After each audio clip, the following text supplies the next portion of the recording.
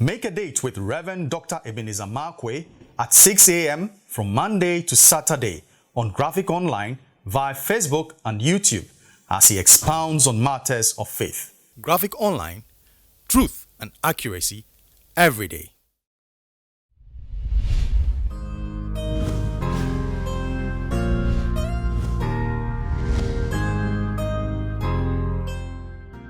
Hello, this is Rev Dr Ebenezer Markwei of Living Streams International, bringing you matters of faith with Graphic Online.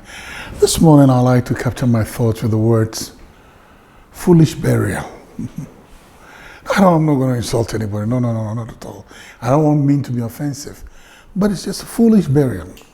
Now, I'm reading the parable of the talents. You know, the rich man who gave talents to his people, you know. For some he gave certain quantums, you know. But then I was fixated by one man to whom he gave the least. That means, I mean, he just gave something small. And of course, the person, what he's expecting that the person's harvest should not really be big. So the good man's expectation, or the owner's expectation, was that I know your capabilities. I know what you're capable of doing. So you just have the small and do something with it. Bible says when he came back, the first person he gave said, listen, I've doubled it. Then he said, wow, well done, good and faithful servant. Ask the second person. He said, I've doubled it. He said, wow, well done, good and faithful servant. But the third person, to whom he just gave one talent, look at his answer when he was called. He said, Lord, you know, I know you are a hard man. That means you are a terrible man. You are an unreasonable man. You are a man who doesn't think about the welfare of others. You are a man with unnecessary high expectations of other people. You are a man with unreasonable expectations. You are a man too difficult. And he said to him, listen, I mean, you are a hard man. And then he even went on to say, you reap where you have not sown. Wow! The money that he gave, the capital that he gave was his. So the seed was his. So if the seed was his, he's entitled to the harvest. But the man said, you reap where you have not sown. You are a hard man, that means unreasonable, hard, you get it, unprincipled, you are a rough person, you are a crook, you are this, you are that. You reap where you have not sown. The seed belongs to him. He gave the seed. And then he said, knowing this, I was afraid of you. I was afraid of you, so I hid my talent so that when you come, I'll give you back my talent. He buried his talent. He buried the seed he had been given. He buried it out of fear.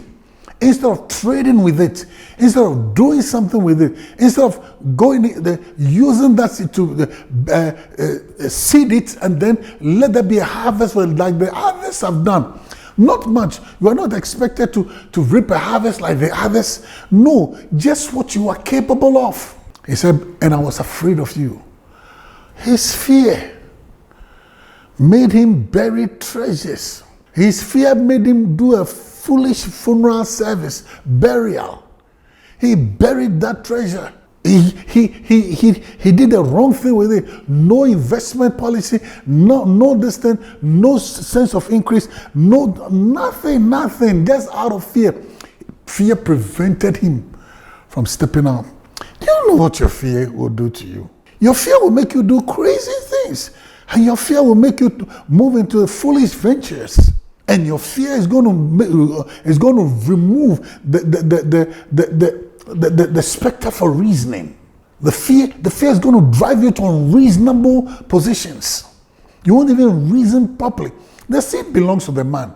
So he has given you a seed, plant it, invest it. When he comes, even if you don't, whatever you get out, even if it is one, give it back to him. And say, well, I did this with you because of the time value of money. Time value of money. So he just took this thing and says, I'm not going to do anything, I'm just returning it to you just like that. Oh, no.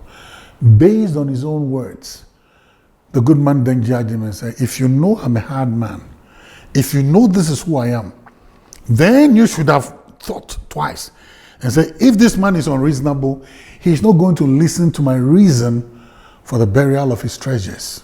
What an unnecessary burial. Because of fear. His fear drove him to unreasonable acts and to acts that were stupid. And in the end, he paid a price for it. Come on, let's not engage in this kind of foolish burial. Let's not be, you see, don't walk in the power of assumption. He was assuming for the man, for his boss. Don't walk in those assumptions. And he said, I know you. You don't know him. You don't know him. There's an unpredictability around him. You don't know him. But he said, I know you. You are a hard man. Is that so? And so he resorted to foolishness.